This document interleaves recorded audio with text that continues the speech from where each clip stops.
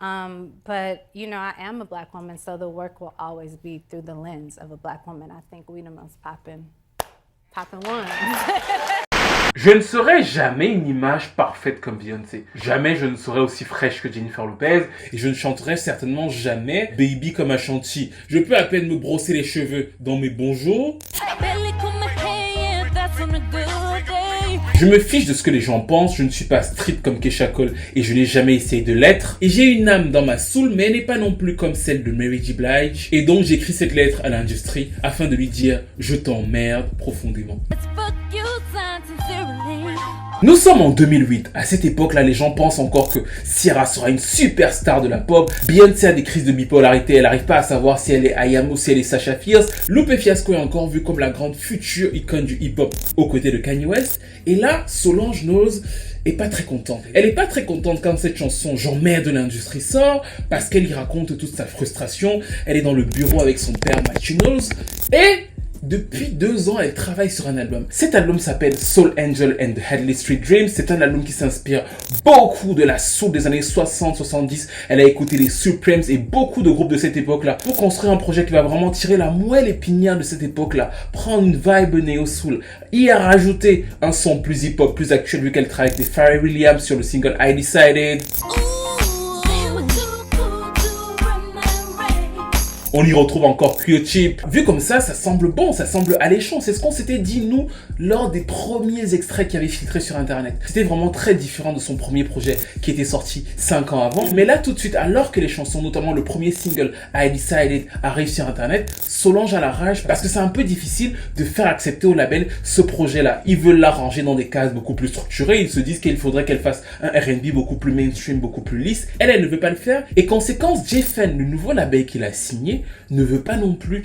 Qu'est-ce qui peut être super intéressant quand on fait un album qui revient vraiment sur les années 60-70? Qu'est-ce qui peut y avoir? Oui, le sample, c'est-à-dire que des fois tu peux avoir envie de sampler certaines chansons. Sampler certaines chansons, ça veut dire qu'il faut payer l'auteur original et c'est bien quand tu es une superstar pour les labels parce qu'on sait que tu vas vendre. Solange, elle fait le projet ambitieux d'aller vers cette époque-là, mais J-Fan lui dit on ne va pas payer pour toi. C'est-à-dire qu'il y a un peu trop de samples par-ci par-là, on va pas payer autant pour toi ou alors fais quelque chose qu'on veut, quelque chose de beaucoup plus structuré. I think the only time that I feel a little sensitive about it is when my past work is not respected as much. Et sinon là qu'elle décide de sortir une mixtape qui était censée s'appeler clairement I Can Get Clearance. Vous avez compris le personnage, elle est directe. Je n'arrive pas à avoir les droits pour sortir mes chansons. Et quand le label J-Fan va voir qu'elle est vraiment prête à y aller et à tout balancer, ils vont faire marche arrière. Et c'est comme ça que Solange va pouvoir sortir son premier album véritablement salué par la critique, superbement écrit avec des chansons comme Tony.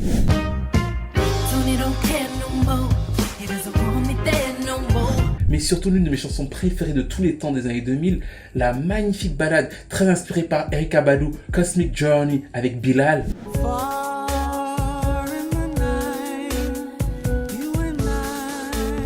Les chœurs sont aériens et subtils, comme si ça t'amenait dans une sorte de lévitation. Le public n'est pas encore totalement là parce que l'album ne fera que 140 000 ventes, mais le succès critique, en revanche, il est là. Mais surtout, au-delà de tout ça, c'est la première grosse victoire de Solange parce que, bien évidemment, son combat n'avait pas commencé là.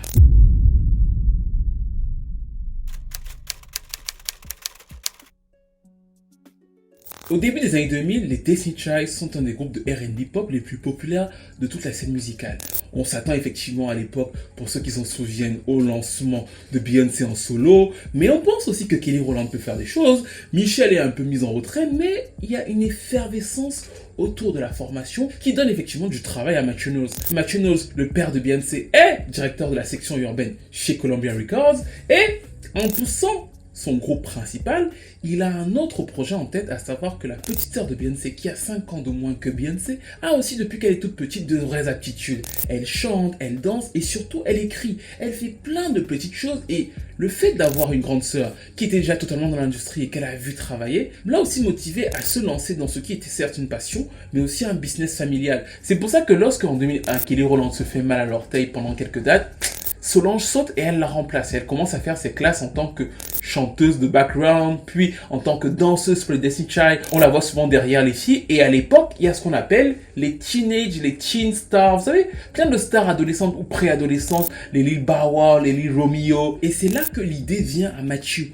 Il se dit, vu que j'ai déjà les Destiny Child qui touchent un grand public et une Amérique très large, un public adolescent et effectivement un public beaucoup plus mature, avec Solange, je vais essayer d'avoir une sorte de baby star, c'est-à-dire que je vais me servir de l'impact que j'ai avec les Destiny Child pour la refiler en tant que la petite sœur qu'on aime bien. Et donc du coup, les fans de Destiny Child auront aussi une affection particulière pour Solange. C'est d'ailleurs pour ça que sur le générique de la série Proud Family, c'est l'une des premières fois où on voit Destiny Child en featuring de Solange, mais vraiment en mode c'est la petite fille, c'est la petite sœur. Si tu aimes les Destiny Child et que tu as peut-être leur âge, bah en fait ta petite sœur aimera Solange.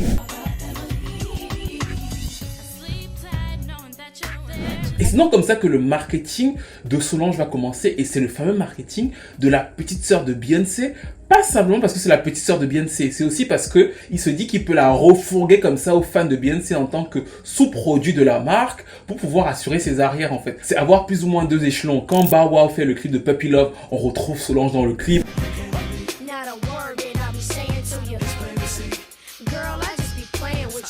Après, j'ai une affection particulière pour ce titre avec Lil Romeo parce qu'effectivement c'est le sample de So Amazing de John Warwick écrite par Luther Vandross.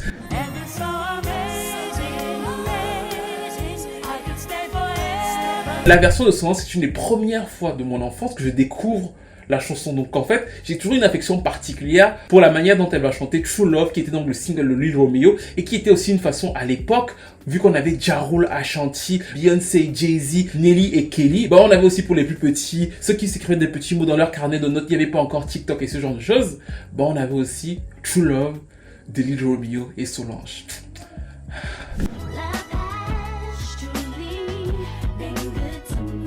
De façon purement non objective, parce qu'elle n'atteint pas du tout les originaux, j'adore cette version. C'est un peu à tâtons, ça respire une sorte d'innocence, et c'est exactement ce que Solange est censée vendre au début. C'est la petite sœur de l'autre, c'est la petite sœur des autres en tant que Destiny Child, qui est censée avoir un capital sympathie et toucher un public beaucoup plus jeune. D'ailleurs, à un moment, Matthew commence à se poser la question de savoir est-ce que Solange ne va pas rentrer dans les Destiny Child pour faire une formule à 4.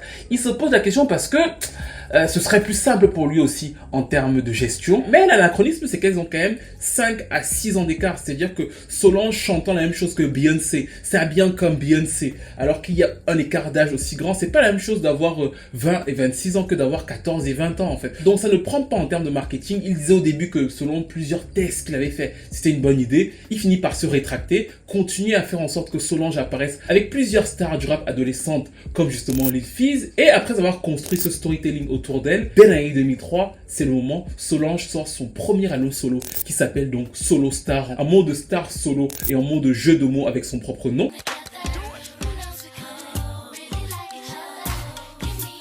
Cet album lancé par le single Feeling You avec Noriega, c'est vraiment un produit de son époque, c'est-à-dire que il lui ramène tous les gros producteurs, Timbaland, The Neptunes, Jermaine Dupri, Linda Perry, Rock Rider, The Underdogs, Troy Carter, c'est-à-dire que rien qu'à ça, vous voyez qu'en réalité c'est un album de blockbuster des années 2000, il n'y a que des gros noms à la production, ça veut dire qu'on investit beaucoup.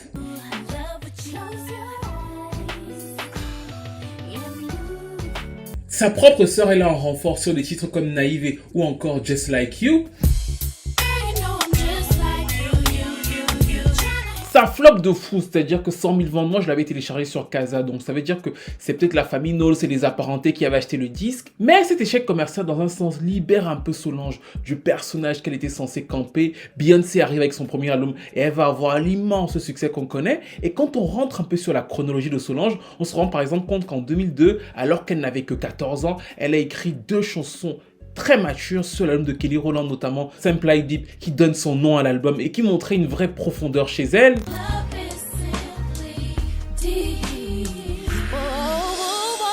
Et là, elle veut sortir de ce personnage. En plus, elle perd une très bonne amie à elle à l'époque. Et petit à petit, donc, ça lui enlève la pression d'avoir son père, le directeur du label, qui lui dit il faut faire ça, ça, ça, ça, ça. Elle commence à avoir des petits rôles dans des films qui la détachent totalement de la petite fille. En 2004, elle sort une chanson Freedom pour un film avec Vanessa Williams. Et c'est vraiment funky, jazzy, totalement éloigné de ce qui était Solo Star.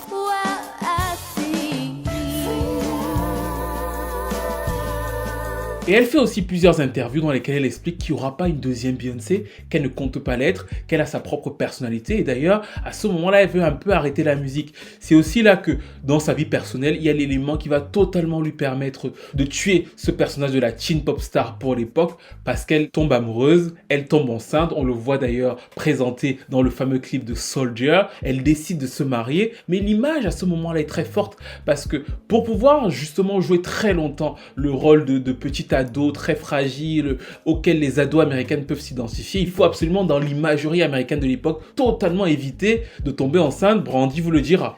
Elle le fait, elle l'assume, ça casse cette image de teen pop star. Elle prend un peu de recul pour pouvoir vivre sa vie de famille parce qu'elle dit à l'époque qu'elle ne veut plus faire de musique, mais dans le même temps, comme ses sœurs de Destiny Child continuent à faire de la musique et qu'elle est capable d'écrire, elle coécrit plusieurs des chansons. Bad Habit pour le dernier album de Destiny Child.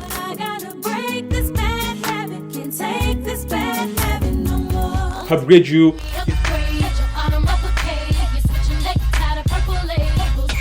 Get Me Bodied and Flaws and All pour Beyoncé. À chaque fois, elle vient là pour pouvoir donner sa patte.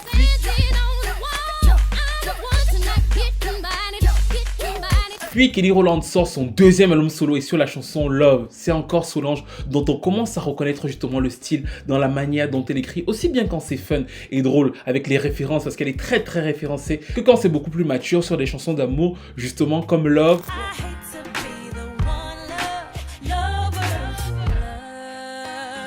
Ou encore We Break the Down qu'elle coécrira pour Michel.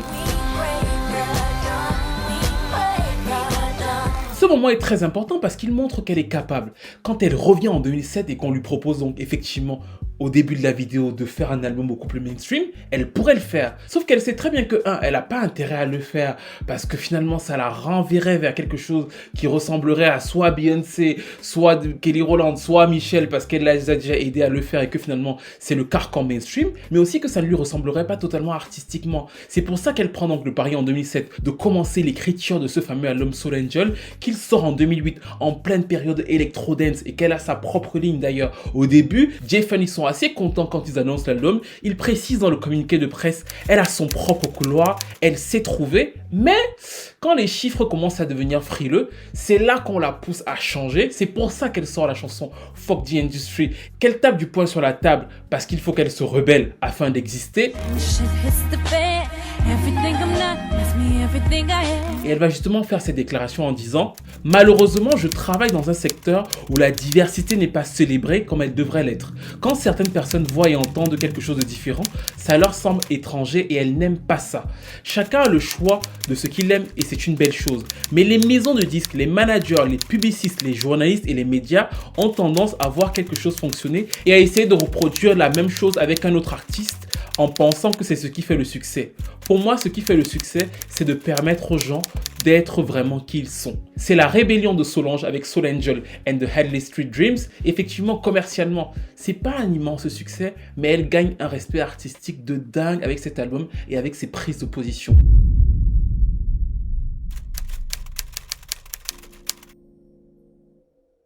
Et là, la vie continue. Jay Fun va décider de virer Solange après les chiffres de l'album. C'est normal, ils ne croyaient pas totalement en elle, même si effectivement, ils l'ont laissé faire ce qu'elle voulait faire. C'est plus, il y avait le père de Solange qui était sur sa propre structure et qui poussait beaucoup. Là, Beyoncé travaille sur l'album Sasha Fierce, Solange est là pour coécrire la chanson Scared of Lonely, donc elle continue de prouver qu'elle sait écrire des chansons pop, R&B et ce genre de choses. Mais ça ne la définit pas totalement. Et maintenant qu'il faut être totalement indépendant, vu qu'elle a dit « j'emmerde l'industrie » et que toute l'industrie a entendu, il faut se démerder si on veut continuer à faire de la musique. C'est pour ça qu'elle prend la route toute seule et elle commence à chercher de nouveaux producteurs. Et à l'époque, il y a le producteur anglais Dave Hines, qu'on appelle aujourd'hui Blood Orange, qui est en train de monter. Et il y a une rencontre artistique entre les deux qui se fait. Et Solange va dire... J'étais à fond, j'étais tellement à fond dans cet album que j'ai failli tomber malade tellement tous les jours on travaillait sur ce disque, on le maturait, c'est vraiment mon bébé, c'est pour ça qu'il s'appelle True, vrai. Et effectivement, comme c'était un peu la période de la dance, elle va dire oui, c'est un album dansant, c'est un projet où il y a pas mal de danse, mais c'est pas pour autant que c'est un album de dance, ce qui était totalement vrai. Et l'album va être lancé par la chanson Losing You. Il y a quelque chose dans les chœurs de Solange. C'est très enfantin, très aérien et ça adoucit un peu. Surtout que quand vous comparez à Solo Star où la façon de chanter était très Beyoncé, plus le temps va avancer, puis elle va construire son propre univers et avec cette manière très particulière de susurrer, presque de souffler ses chœurs qui vont porter les chansons.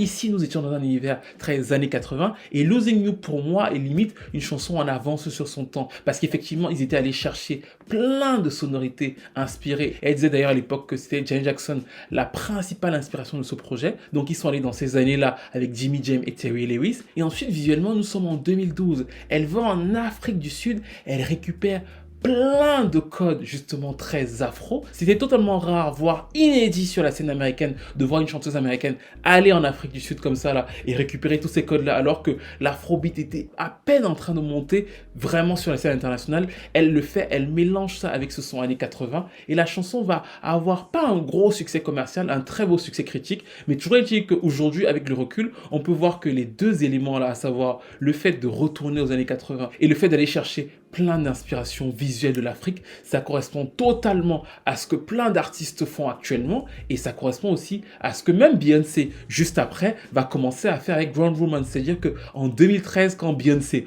revient, elle aussi repart dans cette identité très africaine qui n'était pas totalement évidente au début de sa carrière.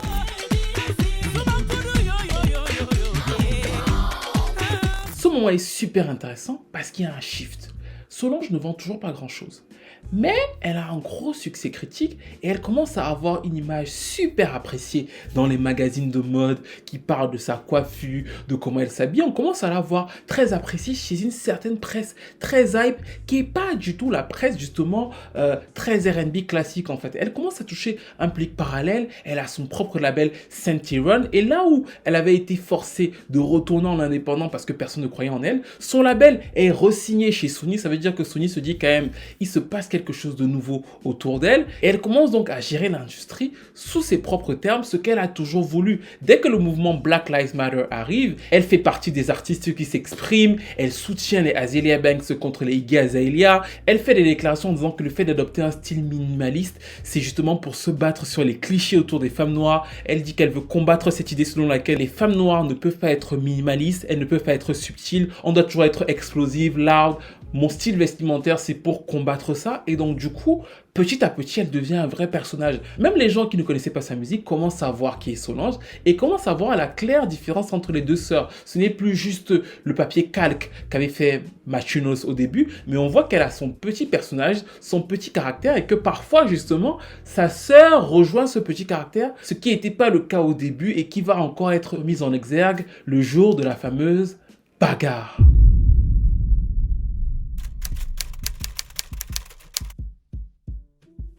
Personne n'a oublié ce jour où on se réveille et TMZ leak une vidéo de Solange en train de jouer Mike Tyson autour de Jay-Z pendant que Beyoncé les regarde comme si elle devait réserver un rendez-vous pour faire ses ongles.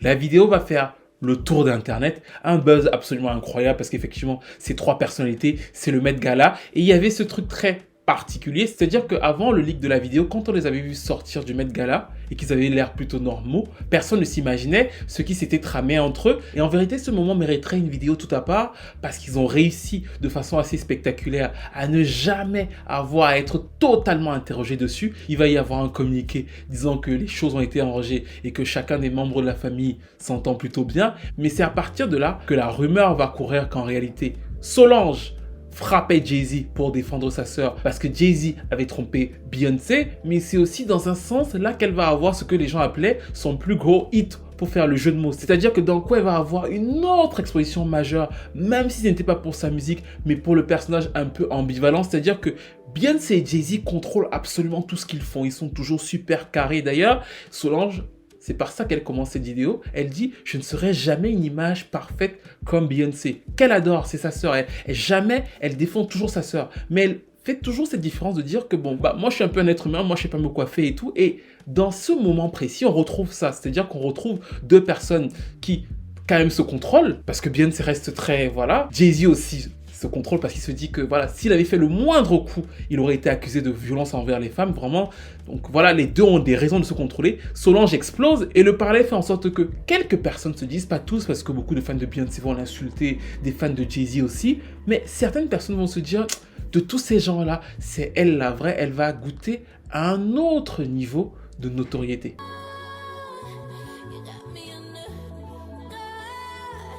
Mais malgré ce nouveau niveau de notoriété, le combat ne va pas quitter Solange pour autant. Un jour, alors qu'elle est sur Twitter, elle se dispute, certains s'en souviennent peut-être, avec plusieurs journalistes de magazines mainstream, notamment Rolling Stone, et qu'elle va traiter elle-même de journaliste blanc. Elle se dispute avec eux au sujet de la chanteuse de R&B, dont les artistes de R&B sont extrêmement fans, en tout cas de cette génération-là, toujours Brandy. Solange estime que pour pouvoir comprendre ce que c'est que le R&B et juger un album de R&B, faut pouvoir d'abord comprendre ce que signifie une chanson d'album de Brandy, parce que selon elle, tout le R&B qu'on écoute aujourd'hui en découle. Sauf qu'en face d'elle, les mecs ne comprenaient pas. Et c'est donc comme ça qu'elle explique, il y avait beaucoup de critiques musicaux blancs qui critiquaient cet amour pour Brandy en tant que chanteuse de R&B, pendant que j'expliquais juste aux gens que s'ils devaient écrire sur du R&B, ils devaient savoir qui elle était et ce qu'elle représentait pour nous. Un des journalistes de ce magazine lui avait donc répondu en disant « Ne mords pas la main qui essaie de te nourrir ». Façon de lui dire, maintenant que tu es arrivé dans les magazines et qu'on sait un peu qui tu es, viens pas nous apprendre la vie, voilà, on parle de comme on veut. Et c'est donc à ça qu'elle répond en disant, ça a hanté ma mère d'entendre quelqu'un me dire, ne mords pas la main qui te nourrit. En plus des sous-titres, qui ne sont pas vraiment des sous-titres racistes, que ça implique de dire ça à une femme noire. En disant ça, il me disait, tu sais qui achète tes albums, donc il me demandait de me taire, sauf que Solange, on ne la fait pas taire. Et c'est donc à ça qu'elle va répondre avec le fameux album qui sort en 2016, qui s'appelle donc A Seat at the Table, une place sur la table, lancé par le fameux single Crane in the Sky.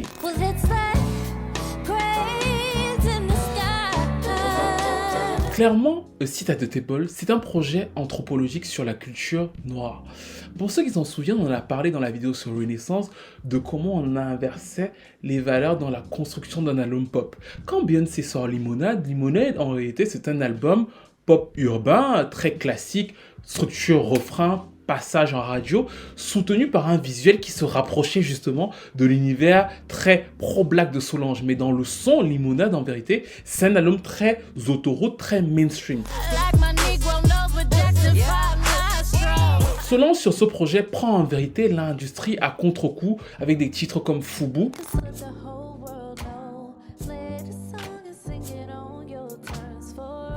Et en fait, le but, c'est de faire ce qu'elle fait depuis quelques temps, un album profondément anti-mainstream, totalement basé sur la culture noire et revendicateur par rapport à cette culture-là. Sur la chanson Don't Touch My Hair, elle explique qu'effectivement, un jour dans un aéroport, on a voulu fouiller ses cheveux.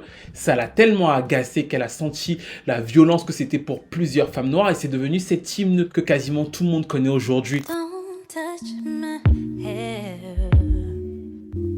Quand elle évoque la colère des femmes noires et le fait qu'il y ait énormément de raisons pour lesquelles les femmes noires pourraient être fâchées dans ce monde. Et j'aime beaucoup cette chanson parce qu'en plus c'est Tweet qui a une voix toute douce, toute subtile qui dit « J'ai énormément de choses qui me mettraient en colère ». C'est le paradoxe de la chose d'ailleurs, c'est le fait que ce soit Tweet avec sa petite voix.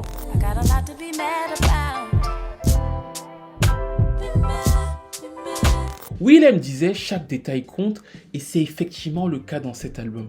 Chaque vibe, chaque refrain, chaque interlude te traîne dans cet univers où Black for Black, c'est-à-dire que pour nous, par nous, nos propres histoires, nos propres féeries, notre propre humour, c'est sa manière de penser la société afro-américaine en mettant aussi en avant beaucoup de femmes noires parce que pour elle, ce sont les principaux exemples. Et ce n'est donc pas censé être diffusé dans les radios pop américaines ou en faire un succès. Paradoxalement, comme vous le savez, c'est grâce à ce disque-là précisément qu'il va y avoir une grosse ferveur autour de Solange. D'ailleurs, plein d'artistes afro-américains d'un coup vont commencer à remixer Crane in the Sky.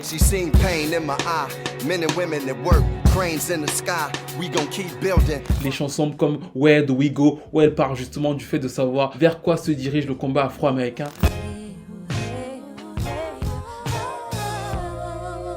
C'est aussi par là qu'elle va avoir son premier disque d'or aux États-Unis, son premier Grammy Award et encore mieux, son plus gros succès critique et l'un des plus gros succès critiques des années 2010. Il faut savoir que A Seat at the Table est, et je pense avec raison, dans les 500 albums à écouter avant de mourir pour le Rolling Stone. C'est un des albums les plus appréciés par la critique cette année-là. Vous le voyez quasiment partout, 5 étoiles. Et ça va donc lui donner ce qu'elle voulait avec cet album, à savoir sa place à la table, mais encore une fois, selon ses propres termes.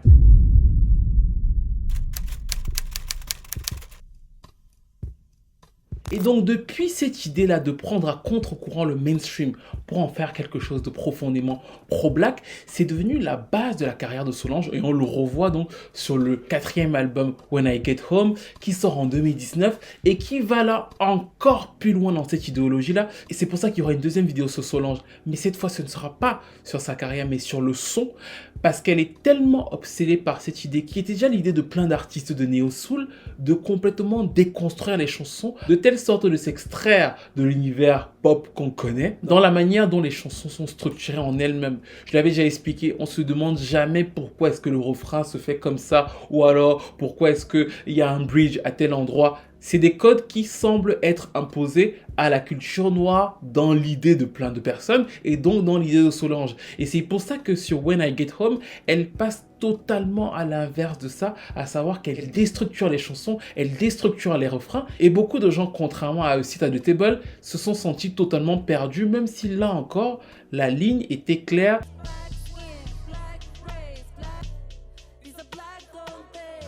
C'était d'avoir une planète qui était sur son site internet totalement centrée sur la culture noire, pour nous, par nous et descendants de nous. Les autres ne nous comprendront pas comme on peut se comprendre. Elle va jusqu'à dire que quand elle regarde les télé-réalités américaines avec les filles qui se battent là, pour elle, ce sont des femmes noires qui produisent de l'art.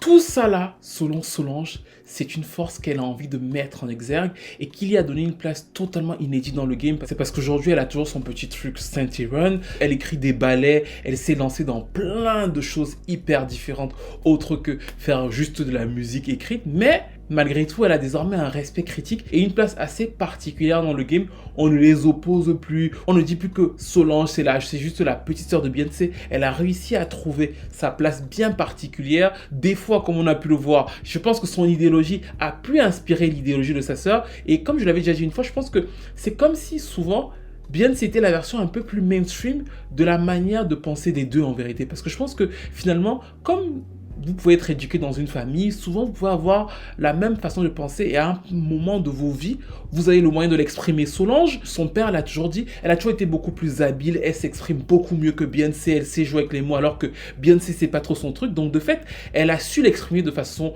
plus rapide, de façon plus abrupte et Beyoncé a peut-être ensuite pu suivre dans un sens parce qu'en plus ça s'installait dans la hype du moment et dans le côté effectivement à ce stade de sa carrière à elle c'était plus facile d'exprimer ce genre de sujet que ça ne l'était 10 ans avant. Chaque album est une ère, son histoire c'est vraiment le combat pour sa propre liberté. On voit au début que les premiers pas c'est vraiment le carcan de la mini Beyoncé où on l'attend et qui est pas très intéressant. Elle finit par s'en extraire avec Soul Angel and the Hadley Street Dreams où elle fait justement ce fuck you à l'industrie. Après on a le fameux True, son premier et seul album indépendant qui porte d'ailleurs bien son nom et qui est une espèce de catalyseur. Après elle prend aussi sa place à la table et ensuite au lieu de refaire le même album elle essaie de créer cette maison, cet univers When I Get Home qui vraiment correspond à sa personnalité. It is unashamedly black and it feels very specific but at the same time it has broad appeal. You know, a lot of the time people think, oh, if it's an album made from a black point of view by a black person about black people, then nobody else can listen. But I mean, you've got accolades from Rolling Stone, Pitchfork, The New Yorker, Time, and so many more who've come and said, this is one of the best albums of the year. I mean, they said that about your previous album as well. But... Bref, nous arrivons donc à la fin de cette première analyse sur Solange qui revenait vraiment sur le personnage. Je voulais vous le présenter, montrer à quel point ce qu'elle a fait, ce n'est pas facile et ce n'est pas juste la fille qui a frappé Beyoncé et les gens l'ont découverte. En réalité, c'est quelqu'un qui a toujours voulu avoir plus ou moins sa place sur ses propres termes et qui est tout à fait capable de faire ce que beaucoup de chanteuses de R&B mainstream ont fait. Quand vous allez écouter ou alors réécouter la discographie de Solange, vous allez voir qu'il y a absolument quasiment tous les styles. Je me rappelle encore de ces chansons qui leakaient en 2010. C'était du pur R&B mainstream, simple, cool, enfin de bonne facture quoi. Et elle a réussi à évoluer, à trouver sa place, son style visuel, à trouver une idéologie autour de sa musique qui a finalement été rattrapée par d'autres, y compris sa sœur. Quand vous écoutez True, qui date de 2013, vous allez voir que dans cet album qui s'inspire des années 80, il y a beaucoup de percussions totalement inspiré de la musique africaine et nous sommes en 2012.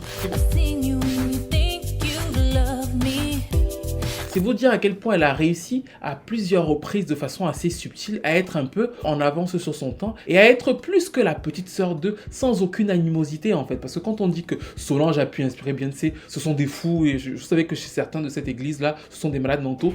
Mais c'est surtout pour montrer qu'en fait, c'est pas juste sa sœur, c'est comme une autre artiste du game et que finalement, ce que cette autre artiste du game a fait, a pu inspirer d'autres artistes. Et c'est ça qui est beau dans sa carrière, c'est qu'elle a réussi finalement à être là où on n'attendait pas sans avoir énormément de disques d'or et tout en étant capable encore une fois d'écrire ou de coécrire des tubes pour Kelly Rowland, pour Beyoncé ou alors de faire Si T'as été bol qui est un album magnifique. Mais maintenant, dites-moi vous ce que vous pensez de Solange, comment vous l'avez découvert, est-ce que pour vous c'est toujours juste la petite sœur de Beyoncé, est-ce que pour vous artistiquement vous avez fouillé autour de sa carrière, comment elle a inspiré visuellement les autres, est-ce que vous comprenez effectivement le fait que très souvent elle a été mise à mal par l'industrie avant de finir par trouver sa place, le fait aussi que après A Seat at the Table, elle avait la possibilité de faire un autre A Seat at the Table et elle a refusé de faire ça, mais d'aller encore plus loin avec When I Get Home.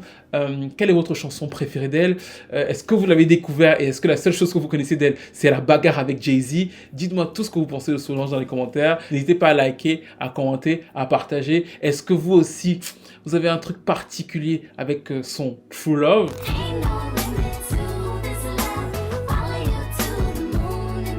Dites-moi tout dans les commentaires et on se retrouve très vite pour une nouvelle vidéo.